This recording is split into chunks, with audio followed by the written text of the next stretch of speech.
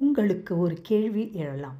சில சமயங்களில் குற்றங்கள், குற்றவாளிகள் உடனே ஏன் தண்டிக்கப்படுவதில்லை என்பதுதான் அது.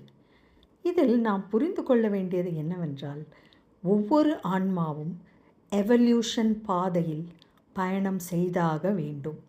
இந்த பிரபஞ்சம் நிறைய கருணையுடையது.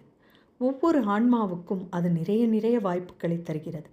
ஆனாலும் திரும்பவும் அதே தவறுகள் செய்யும் பொழுது அது மற்றவர்களையும் பாதிப்பதால் அதற்கு அந்த ஆன்மா பரிகாரம் செய்தாக வேண்டும். நாம் எண்ணத்தில், வார்த்தைகளில் அல்லது செயல்களில் மற்றவர்களுக்கு எதிராக தவறு செய்யும் பொழுது இந்த ப்ராசஸ் ஆஃப் எவல்யூஷன் ஆஃப் கான்ஷியஸ்னஸிலிருந்து நம்மால் தப்பிக்கவே முடியாது.